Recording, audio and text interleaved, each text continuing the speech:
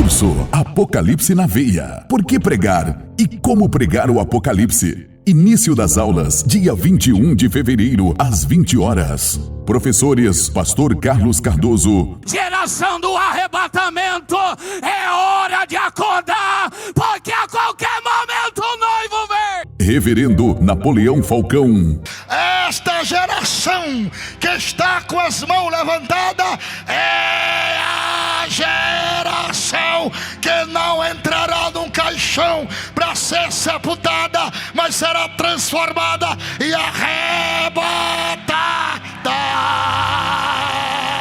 Pastor Elinaldo Renovato. Porque o Espírito Santo é quem convence o homem do pecado, da justiça e do juízo. Pastor Ubirajara Almeida. No tempo Cronos, todos esses tempos estão ao nosso favor, mas no tempo de Deus tem um tempo chamado Busque ao Senhor. Serão 20 aulas que irão abrir a sua visão sobre as profecias bíblicas e o fim dos tempos. Você não pode ficar de fora. Entre em contato conosco pelo WhatsApp 11 9 6460 8737 e faça já sua inscrição.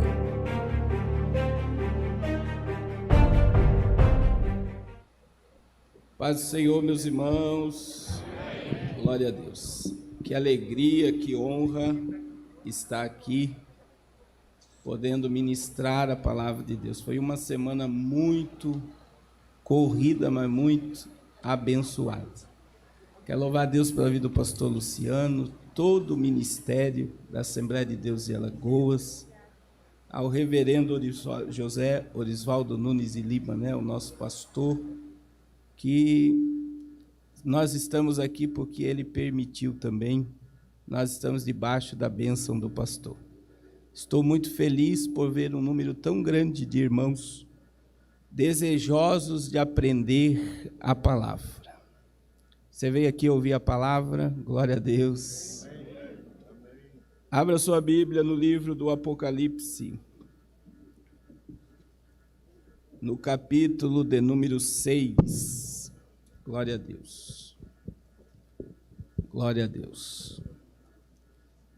E nós vamos ler somente os 2 primeiros versículos. Glória a Deus. Diz assim a palavra: Vi quando o cordeiro, e havendo o cordeiro aberto um dos selos, olhei e ouvi um dos 4 animais que dizia, como em voz de trovão, vem e vê. E olhei, e eis um cavalo branco, e o que estava sentado sobre ele tinha um arco, e foi-lhe dada uma coroa, e saiu vitorioso e para vencer. Repita comigo: Deus revela o futuro. Amém. Pode se assentar. Glória a Deus. Nós vamos dar uma introdução, uma base sobre o que nós vamos falar. E vamos ser fiel ao texto que nos foi passado. Quantos aqui já participaram de estudos sobre o Apocalipse, sobre escatologia, seminários? Quantos aqui já participaram? Bastante, irmãos. Vocês sabiam que apenas 5% da igreja mundial, da cristandade, estuda, lê e observa o livro do Apocalipse. 95% de toda a igreja mundial está bem distante desse assunto. Alguns dizem que é muito complicado, outros dizem que tem muita simbologia, tem muito monstro, e outros por medo. Eu já tive experiência de só pedir para a igreja abrir o livro do Apocalipse, de família ir embora, o pai de família chamar a esposa e os filhos e ir embora por não querer ouvir o Apocalipse, por causa do medo, por ter medo. Mas uma das maiores regras de hermenêutica da interpretação da Bíblia é que a Bíblia interpreta a Bíblia e eu não preciso nada além da Bíblia para entender a Bíblia. Glória a Deus. Então, se o Apocalipse é um livro que está aqui para ser estudado, ele não deve ser descartado ou deixado de lado, nós devemos observá-lo. E o Apocalipse, ele tem uma função de nos revelar o futuro. Vamos ler o capítulo 1 do Apocalipse, versículo do número 1 ao número 3. Só aqui nós aprendemos muitas coisas. Olha o que diz a palavra: revelação de Jesus Cristo, a qual Deus lhe deu para mostrar aos seus servos as coisas que brevemente devem acontecer. E pelo seu anjo enviou e as notificou a João, o seu servo, o qual testificou da palavra de Deus e do testemunho de Jesus Cristo e de tudo o que tem visto. Bem-aventurado é aquele que lê e os que ouvem as palavras desta profecia e guardam as coisas que nela estão escritas, porque o tempo está próximo. Glória a Deus. Algumas considerações sobre o Apocalipse para compreendermos. Primeiro, é que se eu perguntar aqui para os irmãos quem é o autor do Apocalipse, quem é o autor do Apocalipse? Quem é o autor do Apocalipse? João, porque todas as Bíblias colocam João como autor. Mas olha o que você leu aí na parte A do versículo 1. Revelação de quem? Quem é o autor do Apocalipse?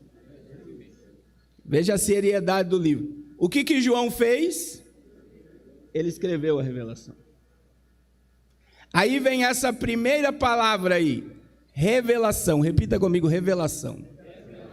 Esse é o significado do livro, né? O que é o Apocalipse? É o tirar das sombras ou nos revelar aquilo que outra hora estava escondido e agora é manifesto através da palavra. Então, a palavra Apocalipse, ela tem essa origem, esse termo também de revelar. Aí você entende também para quem foi escrito o Apocalipse. Está aí no verso 1, que o Apocalipse foi escrito para os servos. Os servos. Os servos. É a mesma coisa do derramamento do Espírito. Eu vou derramar do meu Espírito sobre os servos.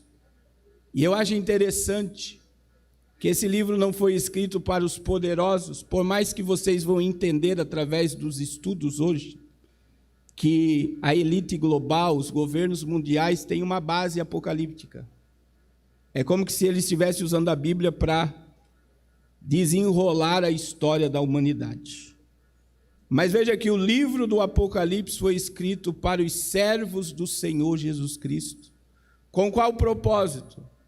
Esse é o maior propósito: nos revelar as coisas que brevemente devem acontecer.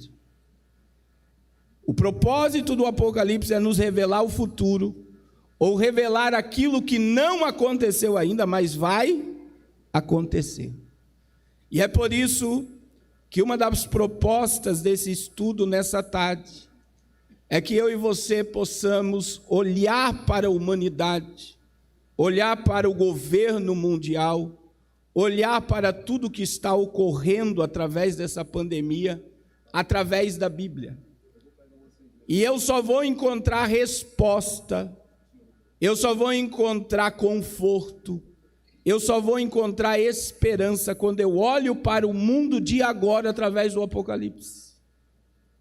Por quê, pastor? Porque eu vou ver que tudo que está escrito está se cumprindo. Agora veja a bem-aventurança do verso 3.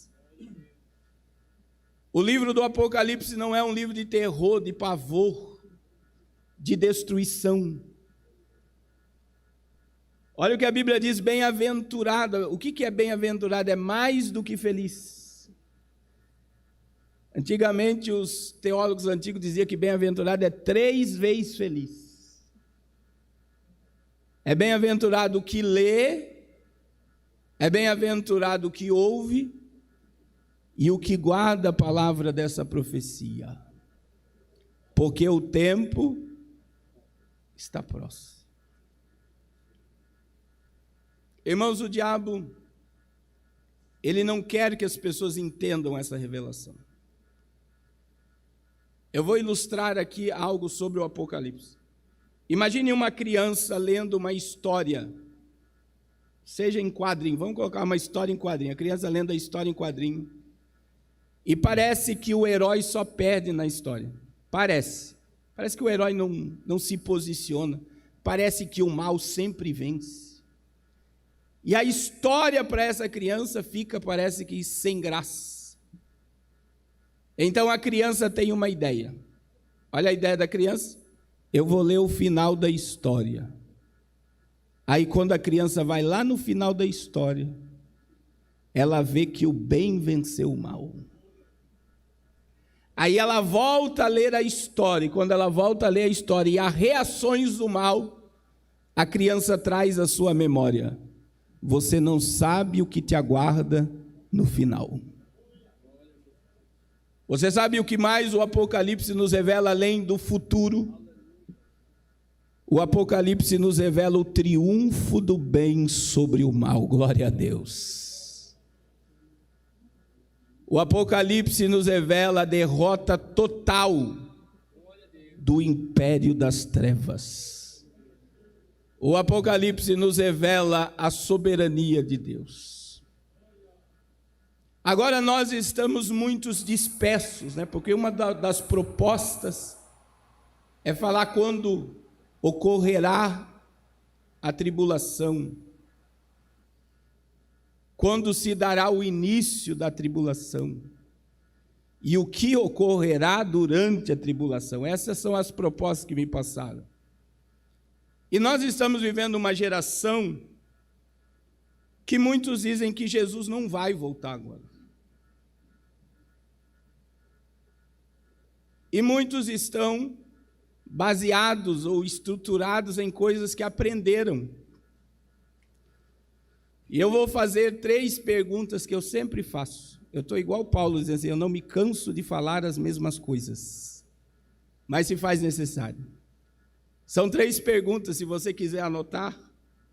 A primeira pergunta é: se Jesus sabe ou não sabe a hora que vai arrebatar a sua igreja? Quantos aqui, nós estamos um número muito grande aqui, acham que Jesus não sabe a hora que vai arrebatar a igreja? Levanta a mão. Ó, tem uma mão levantada. Tem mais gente que acha que Jesus não sabe. Não precisa ter vergonha, meu irmão. Nós estamos sentados para ouvir, mas para aprender. Quantos aqui concordam que Jesus sabe a hora que vai arrebatar a igreja? Ó, glória a Deus. Mas tem muita gente que me confronta na internet e diz assim: se nem Jesus sabe a hora que vai vir buscar a igreja, vocês querem ficar adivinhando o dia que ele vai voltar. Porque isso é um confronto. Porque falar sobre a vinda de Jesus confronta. Então vamos lá. Jesus disse em Marcos 13:32, foi Jesus que disse. Veja que foi Cristo que disse. Foi Jesus que disse. Que nem, Marcos 13:32, que nem os anjos no céu e nem o Filho sabe a hora, mas somente o... Olha só. Está escrito, não está escrito que ele não sabe? Está escrito. Mas Jesus, quando proferiu Marcos 13:32, ele estava limitado ao espaço e ao tempo dos homens. Jesus é Deus, sim ou não? Jesus é Deus. Então, se Jesus é Deus, Jesus tem todos os atributos divinos. Jesus é o quê? Onipotente, onipresente, onisciente, e imutável, soberano, eterno, glória a Deus, são atributos divinos. E aí veja, que quando nós estudamos sobre esses atributos, onipotência, ele tem todo o poder. Onipresença, ele está em todo lugar. Não existe espaço no tempo e na história que Deus não esteja. E não existe lugar. E isso é tão forte, que a presença de Deus, ela é tão ampla, que a presença de Deus está até no inferno, ou no Hades, a antessala do inferno. Vamos lá, Salmo 139. Salmo 139, o salmista, ele está exaltando a onipresença de Deus. E ele vai declarar, aleluia, no verso de número 8, se suba aos céus, lá estás, e se faça a minha cama no Seol, lá também tu estás. Aonde é que está a presença de Deus? Em todo lugar, e até no Hades. E eu estava meditando, e esse texto sempre mexe comigo. Lucas 16, 24. Alguns tradutores da Bíblia colocaram como parábola, e alguns acreditam que Lucas 16, 17, Jesus está falando de um fato. E o que Jesus está falando sobre o mundo dos mortos? Antes de ele morrer e descer lá. Então olha aqui para minhas mãos, olha aqui para minha mão. Imagine que a minha mão esquerda, que está aqui embaixo, é o Hades. Imagine que o microfone aqui é o abismo. E aqui na minha mão direita está o paraíso. Era assim o mundo dos mortos antes de Jesus ressuscitar. Quando Jesus morreu, ele desceu aqui. Está lá em Efésios, quem quiser anotar, pode anotar. Efésios capítulo 4, versículo 8. Ele desceu no mundo dos mortos. Ele pregou aqui, e a Bíblia diz que ele levou cativo o cativeiro. O que Jesus fez? Jesus pegou o paraíso que está aqui, e ele removeu daqui e levou para debaixo do trono. Apocalipse capítulo 6, versículo 9 e 10. E como é que está o mundo dos mortos hoje? Hades, Seol, abismo, sepultura, antessala do inferno, o abismo, e aqui onde estava o seio de Abraão, não está mais.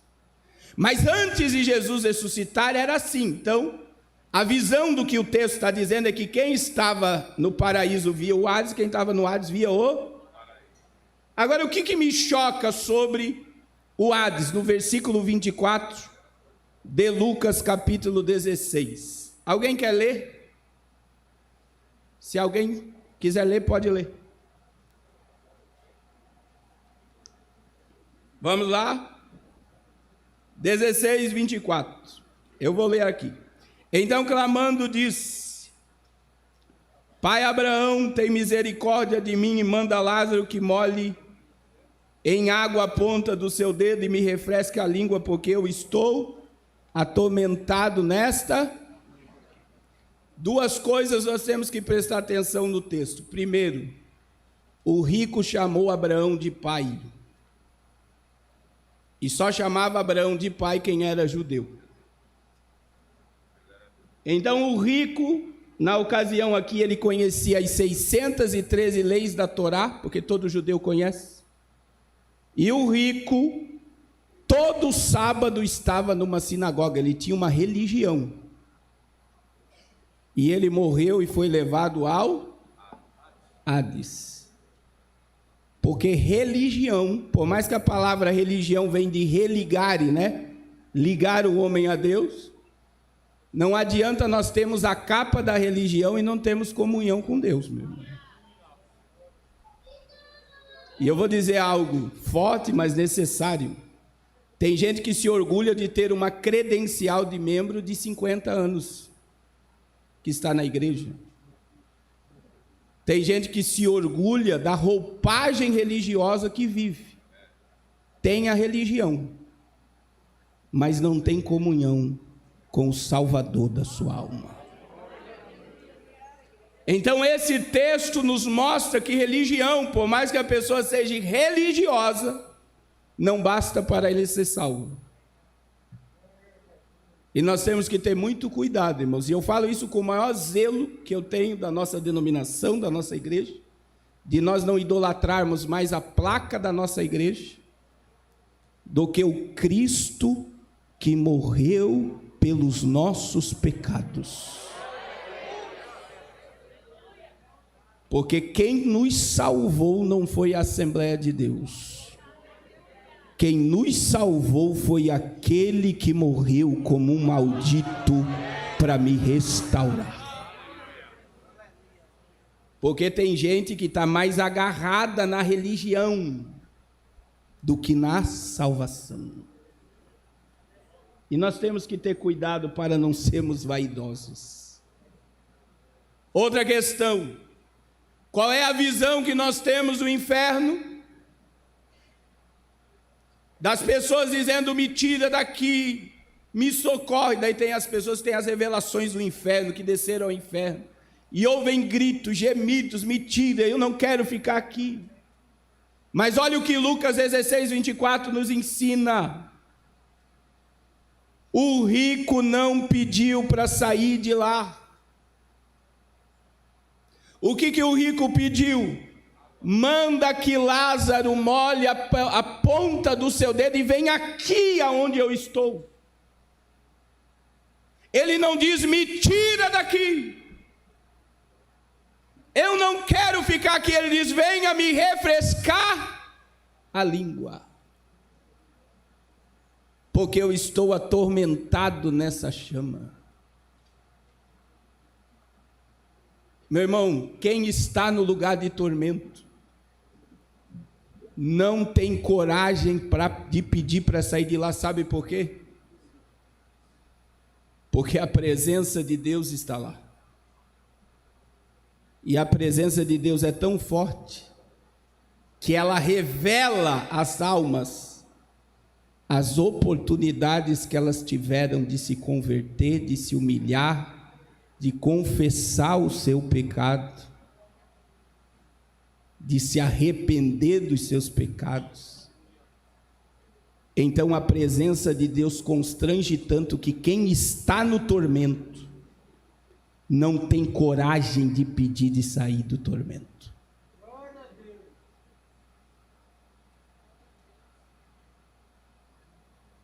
É forte, né, meu irmão? Mas está na Bíblia. Por isso, aproveita enquanto a porta da graça está aberta e coloca a tua casa em ordem, glória a Deus. Porque depois da morte é só Deus que sabe. Mas você sabe como você está vivendo agora, diante do Deus que te chamou. E se Ele é onipresente, Ele sabe tudo o que você está fazendo e até o que está dentro da sua mente. Aí veja que um dos atributos de Deus é a onipresença, a onipotência, tem todo o poder, Ele é eterno. Repita comigo: eterno. A palavra eterno no hebraico significa que Deus não tem início, não tem meio, não tem fim.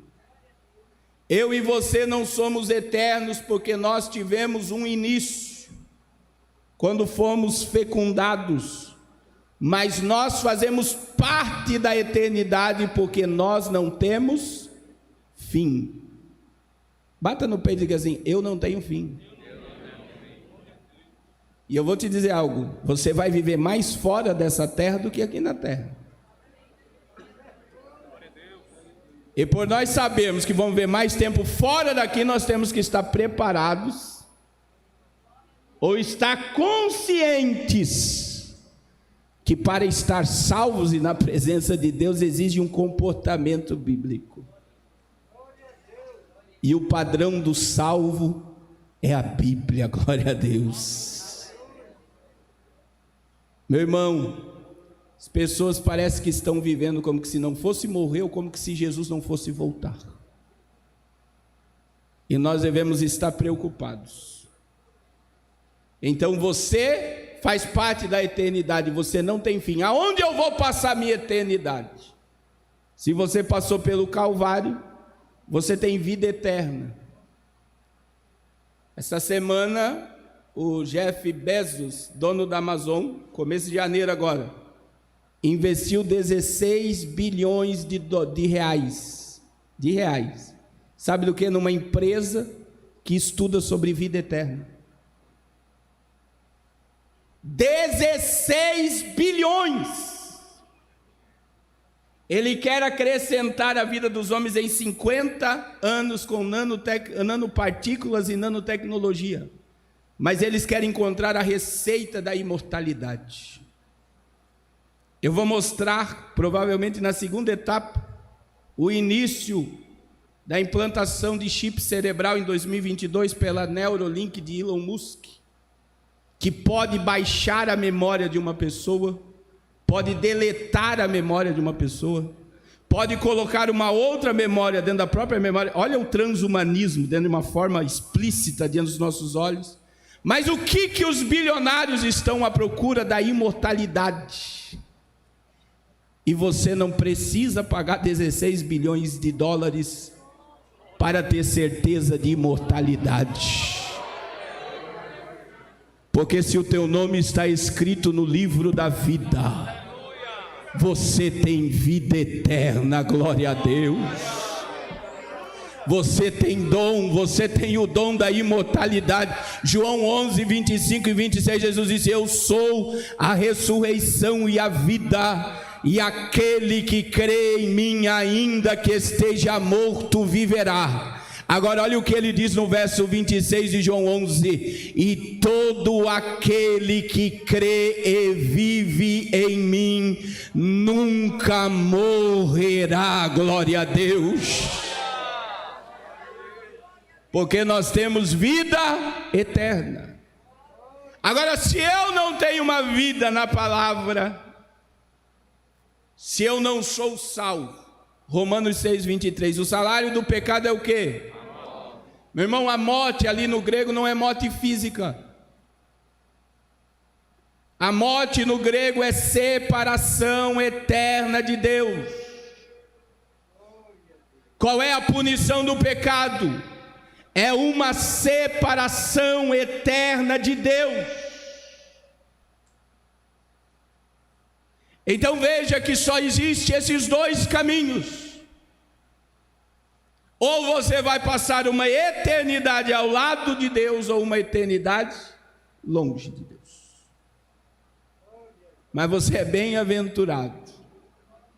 Por isso que eu digo que os crentes são o povo mais inteligente, porque você já tem vida eterna. Mas a Bíblia diz: guarda o que você tem, para que ninguém roube a tua coroa. Aleluia. Segundo, vamos continuar aqui. Vamos lá para a onipresença. Eu nem vou entrar na soberania. O soberano quer dizer que Deus não tem inimigo. Se Deus é soberano, Ele não tem inimigo. Segundo, Ele não precisa pedir ordem para ninguém para executar e fazer o que Ele quer. Se Ele é soberano, Ele governa sozinho e mantém tudo pela ordem, pelo seu próprio poder. Só Ele é soberano, glória a Deus. Agora dentro, e isso é um princípio diante de tudo que a gente vai aprender aqui, dentro dessa lógica de Jesus sabe ou não sabe, Deus é onisciente. Repita comigo: onisciente. E eu gosto de estudar sobre o que eu vou falar com vocês agora. Tem alguém para me ajudar na leitura? Isaías, capítulo 46, versículo 10. Vamos lá. Meu irmão, isso aqui é um princípio não só de onisciência, mas de presciência. 46, 10. 46. E desde a antiguidade as coisas que ainda não sucederam. Que digo, o meu conselho será firme e farei toda a minha vontade. Irmãos, sabe o que Deus está dizendo? Olha o que ele está dizendo, repita comigo: Deus, Ele anuncia o fim desde o começo. Você sabe o que Deus está dizendo? Que antes de Ele começar qualquer coisa, primeiro Ele termina. Então primeiro Ele termina a história e depois Ele começa. Vamos para a Bíblia. Apocalipse capítulo 13, versículo 8.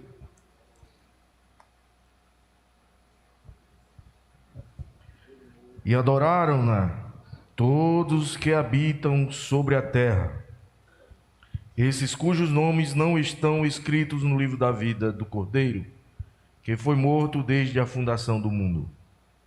Quando é que o Cordeiro morreu? No ano 33 da era cristã? Quando é que o Cordeiro morreu? Está na Bíblia. Você sabe quando é que o Cordeiro morreu? Antes de Adão, de Deus soprar na narina de Adão e Eva, Cristo já estava morto na eternidade.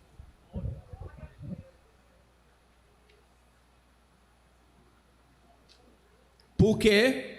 Porque antes de ele começar, primeiro ele termina. Aí você vai me dizer, mas pastor, Deus sabia que o homem ia cair? Claro, porque ele é o quê? Mas antes da queda, o Cordeiro já estava. É por isso que quando você lê Gênesis 3:22, que Deus vestiu Adão e Eva, além da promessa de Gênesis 3:15, que nasceria um da semente da mulher que pisaria na cabeça da serpente, passa desapercebido Gênesis 3:21 e 22, que o homem estava nu. E o que Deus fez para o homem? Vestes. O que Deus fez para vestir o homem? Ele matou um animal. Sangue inocente foi derramado para vestir o homem e tirá-lo do paraíso. É por isso que todo sacrifício imperfeito do Antigo Testamento apontava para o sacrifício perfeito da cruz. Glória a Deus. E agora, pastor, se Deus sabia por que criou, isso diminui Deus? Sim ou não? Não, não diminui. Por que não diminui Deus? Porque veja, meu irmão, quando eu olho para esse princípio do fim desde o começo, eu entendo que Deus sempre esteve, sempre está e sempre estará no controle de todas as coisas. Glória a Deus. Segundo, eu tenho que entender que isso é um princípio de Deus, que Deus nunca começa nada sem saber como as coisas vão terminar. E aí eu já vejo uma visão divina ao meu e o teu respeito. Como é que Deus nos vê? Pastor Luciano, obreiros, como é que Deus nos vê? Jovens, adolescentes, irmãos e irmãs, sabe como é que Deus nos vê? Deus já nos vê dentro da Nova Jerusalém por toda a eternidade. Agora, você vai dizer, pastor, me prova na Bíblia que Jesus sabe. Apocalipse 1:8. Veja que é o próprio Jesus dizendo, é o próprio Jesus dizendo. E sabe o que Jesus está dizendo em Apocalipse 1:8? Que Ele é o dono do tempo. Aleluia. Pode ler. Eu sou o Alfa e o Ômega, o princípio e o fim, diz o Senhor, que é, o que era e o que há de vir, o Todo-Poderoso. Glória a Deus. Olha só como é que nós distinguimos o tempo passado, presente e futuro. Jesus se declarou o dono do tempo. Eu sou o que é, o que era e o que há. Aí ele diz, o todo. Glória a Deus. Aleluia. Querido, ele sabe o dia, a hora, até o milésimo de segundo que a trombeta vai soar. Glória a Deus. Quantos entendem essa palavra? Diga amém. Segundo, isso é uma base que nós vamos falar. O que precisa acontecer para Jesus voltar? O que precisa acontecer? Alguém se arrisca? Hã? O evangelho ser pregado nos 4 cantos da terra. Quantos já ouviram isso? Então veja bem, essa é uma mensagem que faz o povo adormecer sobre o evangelho. Adormece, o povo adormece. Existem 3 tipos de evangelho. Veja que eu vou dizer aqui algo muito sério. É o mesmo evangelho, mas são 3 vertentes diferentes. Não existe nenhum versículo na Bíblia que diz que Jesus só vai voltar depois que o evangelho for pregado. Então o que aconteceu? Algum pregador pregou, outro ensinador ensinou e o negócio ficou. Por quê? Mateus 24:14 é a base, né? É esse o texto. E nós temos que entender o que está no texto. Pode ler, meu irmão. E este evangelho do reino será pregado em todo o mundo, em testemunho a todas as nações, e então virá o fim. Faz uma pergunta para o texto. O arrebatamento, a volta de Jesus é o fim? Não. Vou exemplificar aqui. Se Jesus voltar agora, nós vamos direto para o tribunal de Cristo para ser galardoado. Depois de sermos galardoados, nós vamos para as boldas do Cordeiro. Aonde está lá em Mateus 8:11, né? Jesus disse: muitos virão do Oriente e do Ocidente, se assentarão comigo na mesa, com Abraão, Isaque e... Oh, glória! Quanto tempo a igreja vai ficar no céu? Repita comigo, 7 anos. Você vai ver que nós vamos discorrer aqui isso daqui, eu só estou dando uma base. Então veja bem, na terra vem a tribulação e a grande tribulação. Aí durante a grande tribulação, leia para mim Apocalipse 14:6.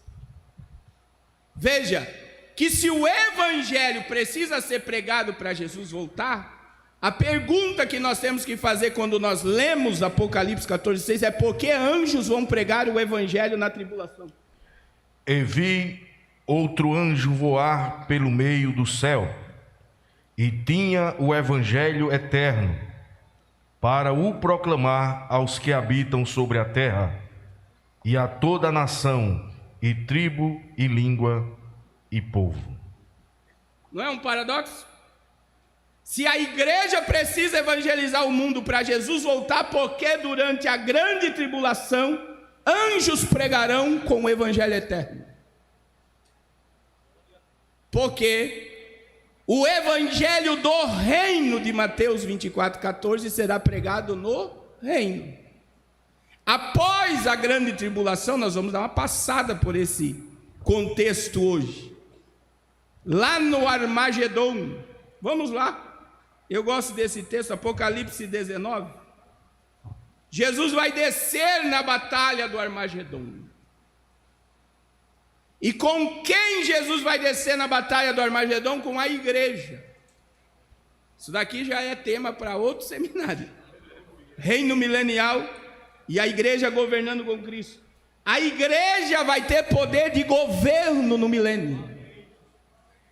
E veja que no final do juízo, um remanescente de Israel vai clamar pelo Cristo da cruz. E Jesus vai descer com a igreja. Agora vamos lá, pastor, vamos ler esse texto. Apocalipse 19, vamos ler até o 11 ao 14.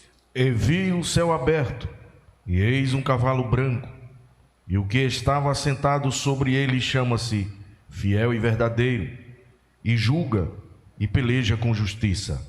E os seus olhos eram como chamas de fogo, e sobre a sua cabeça havia muitos diademas, e tinha um nome escrito, que ninguém sabia, senão ele mesmo. E estava vestido de uma veste tingida de sangue, e o nome pelo qual se chama é a Palavra de Deus. E seguiram-no os exércitos no céu, em cavalos brancos e vestidos de linho fino, branco e puro. Já prepara o 15 aí. Agora presta atenção. Quem era esse exército em cavalos brancos? É eu e você, meu irmão. É a igreja. Quem aqui tem um sonho de ir em Jerusalém, que não foi ainda? Eu tenho uma boa notícia para te dar hoje. Você veio aqui para aprender hoje. Se você não for com esse corpo físico, não fique preocupado. Você vai descer lá com o corpo glorificado ao lado de Jesus. Agora olha o reino sendo implantado, verso 15, pode ler, pastor? E da sua boca saía uma aguda espada, para ferir com ela as nações, e ele as regerá com vara de ferro, e ele mesmo é o que pisa o lagar do vinho do furor da ira de Deus, o Todo-Poderoso. Ele vai vir para quê? Para implantar um reino. Aí nós não vamos continuar o texto, isso aqui é só uma abertura para você entender. O anticristo e o falso profeta, nesse contexto aí de Apocalipse 19, vai ser lançado vivo no inferno, vão inaugurar o inferno. Todos que aceitaram a marca da besta vão ser exterminados pela palavra que vai sair da boca de Jesus.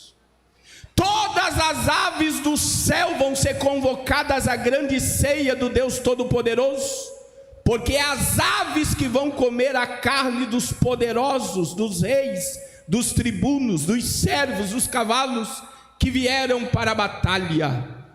E a Bíblia diz em Apocalipse 20 que um anjo vai vir com cadeias e vai prender Satanás por 1000 anos no abismo.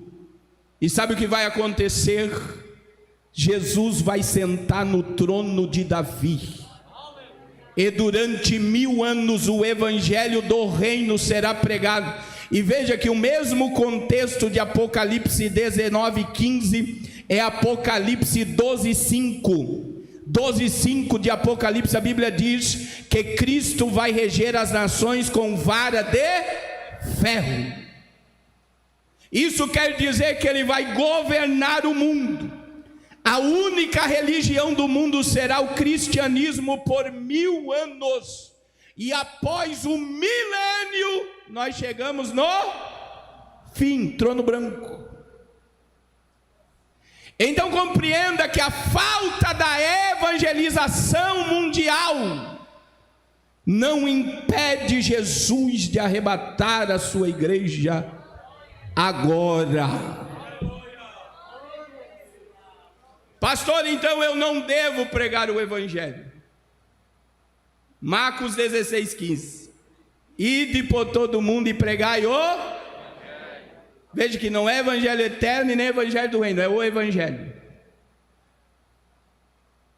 E o evangelho, nós temos que entender que Jesus não pediu para a igreja pregar. Jesus deu uma ordem.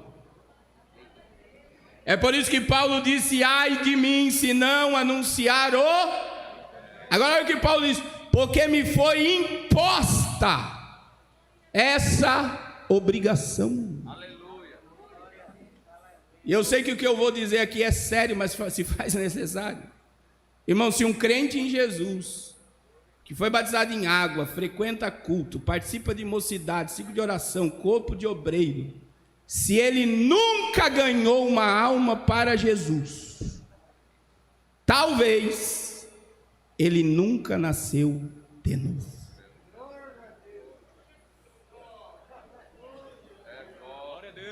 Porque só quem nasce de novo tem paixão pelas almas. E o maior propósito de sermos igreja é ganharmos almas para o reino de Deus. 1 Timóteo capítulo 6, versículo 7. O apóstolo Paulo disse uma grande verdade. Porque nada trouxemos para esse mundo. Quer ler, pastor? Porque nada trouxemos para este mundo, e manifesto é que nada podemos levar dele. Você não trouxe nada e você não leva nada. Esses dias eu preguei numa igreja, 2 famílias brigadas há mais de 20 anos por causa de 10 metros de terreno. O culto terminou 11h30 da noite, de tanto poder que caiu. Sabe por que caiu o poder? Porque as 2 famílias se perdoaram. Mais de 20 anos, um pedacinho de terra. A minha esposa estava junto comigo. As pessoas estão fascinadas em ter, se esquecendo que não leva. Agora o salvo leva 2 coisas para o céu, meu irmão. O salvo leva as suas obras, porque há um memorial diante de Deus de todas as nossas obras. Agora Deus é um privilégio à igreja. O crente e o salvo levam outra coisa para o céu, as almas. Os anjos quiseram pregar e não foi dado esse privilégio aos anjos. Meu irmão, se você ganhar uma alma para Jesus hoje, entenda, o teu carro, se você comprar um carro 0 hoje, vai ficar aqui, tua casa vai ficar aqui. Tudo vai perecer porque tudo é passageiro. Mas se você ganhar uma alma para Jesus, essa alma vai andar por toda a eternidade do teu lado. Levanta a tua mão direita. Irmãos, nessa madrugada eu estava em oração e o Espírito Santo me constrangeu. O mundo está clamando por socorro. Há um desespero nas nações. A resposta para as vidas é Cristo.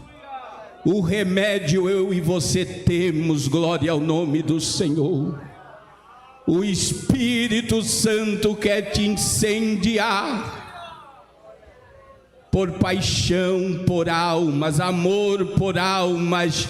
É tempo de ganharmos almas, glória ao nome de Jesus. Elabacanduremástia, Erabacanduremi Kelebaia. Aleluia, aleluia. Eu sinto na minha alma, meu irmão pastor Carlos, eu sinto uma necessidade, eu preciso fazer mais. Eu preciso fazer mais. Irmãos, eu vou contar um breve testemunho rapidamente dentro desse assunto. O pastor Carlos não tem salário, eu vivo por fé. No ano 2020 eu viajei os 27 estados do Brasil, em todas as capitais e praças, sozinho. Eu, minha esposa e um cantor, Alário Camargo, anunciando o arrependimento.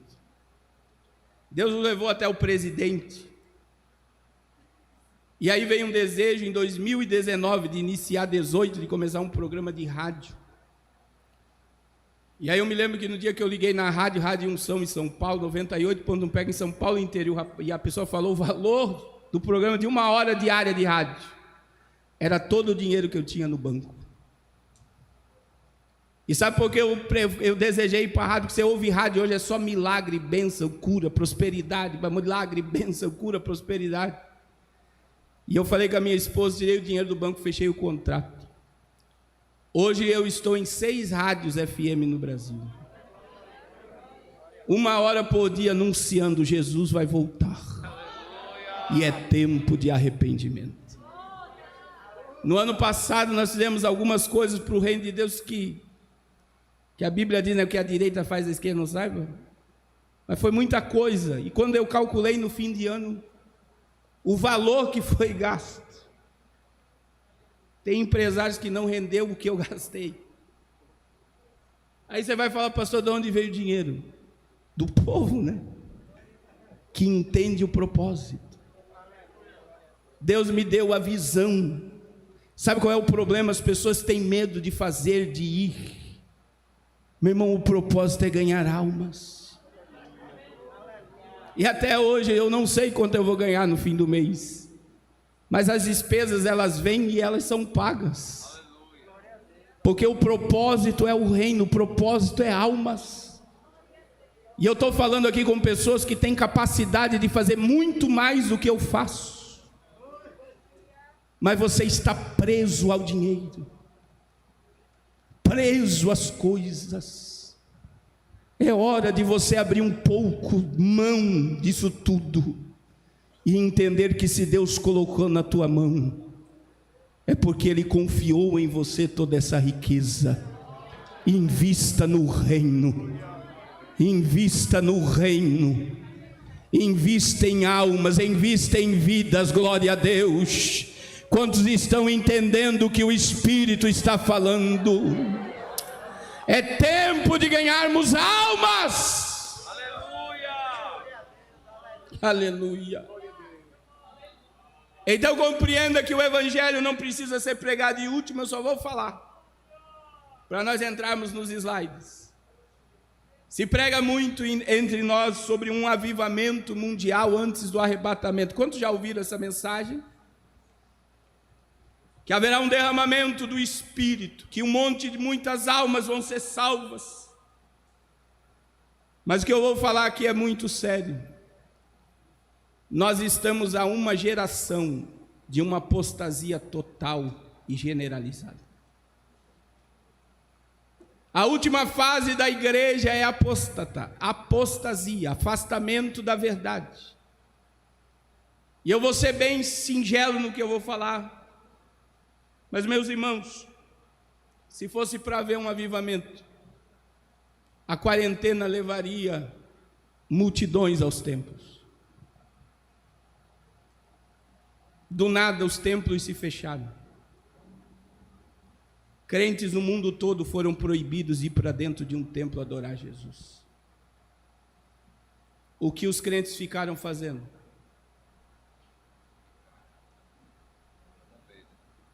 Netflix, rede social. O que mais os crentes ganharam na pandemia? Peso. Seja sincero, Deus não gosta de hipocrisia não, meu irmão, a gente tem que ser sincero. Entenda que muitos não voltaram mais. Muitos jovens e crentes não voltaram mais para os templos. Sabe por quê? Porque a carne foi muito alimentada.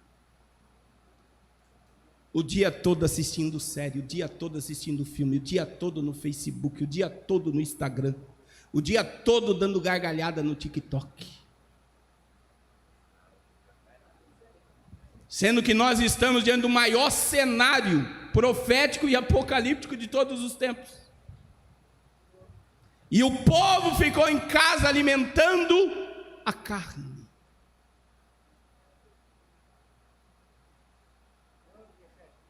E aí vem a Bíblia, vamos para a Bíblia, 1 Timóteo 4:1.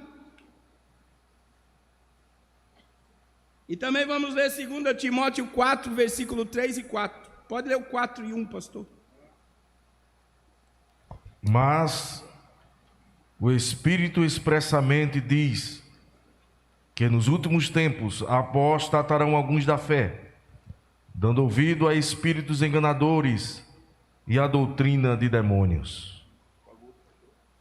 4, 3. Agora veja bem, vamos segurar. É 2 Timóteo 4, 3 e 4. Olha só. As pessoas se afastarão da verdade, dando ouvidos a quê? A espíritos e a doutrina de demônios. Você sabe que a doutrina de demônio é tudo que alimenta a carne. Tudo que alimenta a carne é doutrina de demônio. E eu vou dizer que em muitas religiões pseudos cristãs, né, estão pregando o evangelho mais humanista que se pode ouvir. Todo o altar é voltado aos homens e não a Deus. Deus vai te dar vitória, o milagre vai acontecer, a porta vai abrir, você vai triunfar, você vai vencer, e você, e você, e você, e você não ouve mais. arrependei-vos.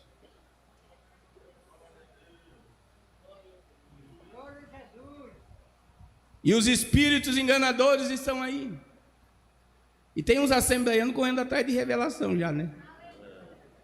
Pode ter lá, camarada revela por CPF, identidade, placa de carro, chassi de carro, tá lá. O povo correndo atrás de espírito enganador. Pastor, o senhor não crê em revelação? Eu creio, meu irmão.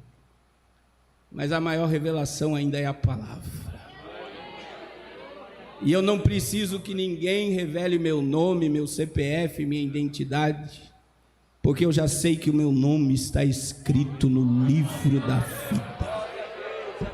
Eu não preciso que alguém chegue para mim e diga: você vai vencer isso e aquilo, porque a Bíblia diz que em todas essas coisas, se você pegar o contexto do em todas essas coisas, é fome, perseguição, nudez, perigo, espada, é todas essas coisas. Sabe como é que eu sou diante de Deus?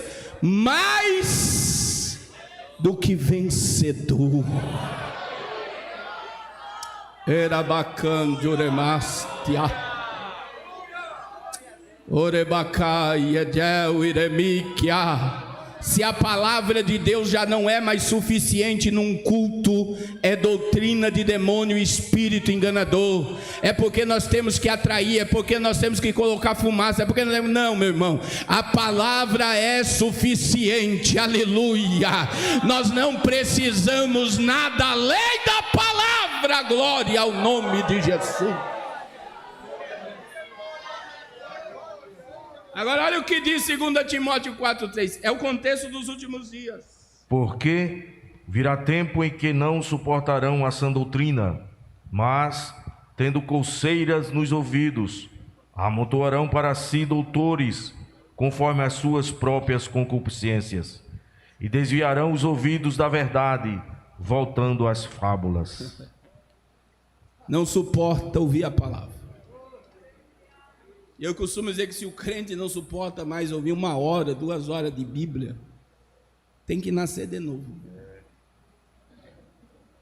Porque o que liberta é a palavra. O que transforma é a palavra. O que edifica é a palavra. O que gera a fé não é revelação e nem milagre, meu irmão. A fé vem pelo ouvir. E ouvir a palavra. Agora veja o espetáculo que a Bíblia está revelando, que é uma realidade. Amontoarão para si o quê? Doutores conforme as suas próprias. Pastores que pregam tudo que o povo quer ouvir. Os coach da vida. Mas não fala mais o que Deus quer falar. Eu me lembro de um culto que eu estava pregando sobre a voz de Jesus. O pastor levantou de pé e gritou: volta agora não, Jesus, porque está muito bom aqui na terra. É dessa forma, meu irmão. Pastor da igreja me confrontando. E é uma realidade, sabe por quê? Porque as pessoas estão amando a terra mais do que o céu. Pastor, o que é sã doutrina? Vamos lá, Lucas 9, 23 e 24 de Lucas. E dizia a todos: se alguém quer vir após mim, negue-se a si mesmo, e tome a cada dia a sua cruz, e siga-me. Porque qualquer que quiser salvar a sua vida, perdê-la-á. Mas qualquer que, por mim, por amor de mim, perder a sua vida, a salvará. Isso é evangelho puro. Jesus está dizendo: eu não quero ninguém obrigar. Se você quiser vir, compreenda. Quer entrar no meu reino? Quer viver a eternidade ao meu lado? Negue a tua natureza.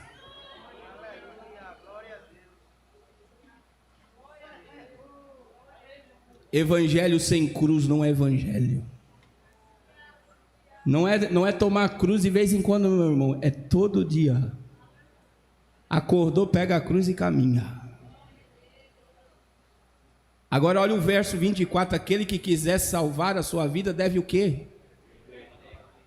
E quem perder, vai achar. E esse evangelho ele está sendo insuportável ao ouvido de alguns. Porque muitos se vestem da religião quando vêm para o culto. Mas no contexto diário vive como o mundo vive. Uma obra que aconteceu no coração de Deus. Pastor Carlos Cardoso recebeu uma missão do céu de pregar o arrependimento nesta última hora e ajudar os necessitados. Uma vida dedicada a serviço do reino de Deus. Pastor Carlos Cardoso está precisando da sua ajuda para continuar a pregar o evangelho através de rádios, aplicativos de TV e internet, indo às praças, ruas, anunciando que Jesus vai voltar. A obra de Deus se faz indo, orando e contribuindo. Os campos estão brancos para a ceifa. São poucos os ceifeiros. Nos ajude a ir mais longe. Já é a última hora. O Espírito Santo conta conosco nessa última hora. Não deixe essa obra parar.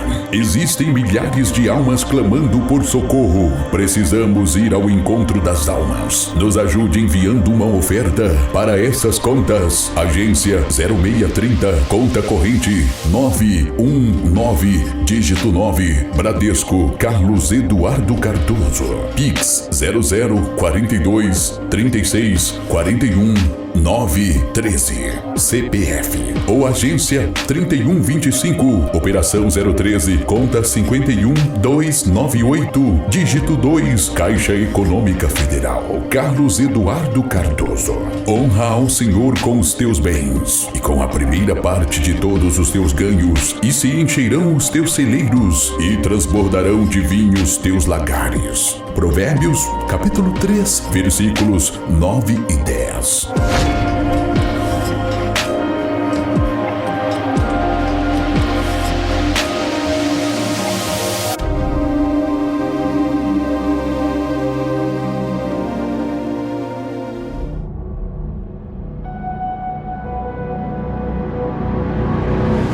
Curso Apocalipse na Veia. Por que pregar e como pregar o Apocalipse? Início das aulas, dia 21 de fevereiro, às 20 horas. Professores, Pastor Carlos Cardoso. Geração do arrebatamento, é hora de acordar, porque a qualquer momento o noivo vem. Reverendo Napoleão Falcão. Esta geração que está com as mãos levantadas é a geração que não entrará num caixão para ser sepultada, mas será transformada e arrebatada. Pastor Elinaldo Renovato. Porque o Espírito Santo é quem convence o homem do pecado, da justiça e do juízo. Pastor Ubirajara Almeida. No tempo Cronos, todos esses tempos estão ao nosso favor. Mas no tempo de Deus tem um tempo chamado Busque ao Senhor. Serão 20 aulas que irão abrir a sua visão sobre as profecias bíblicas e o fim dos tempos. Você não pode ficar de fora. Entre em contato conosco pelo WhatsApp 11 9 6460 8737 e faça já sua inscrição.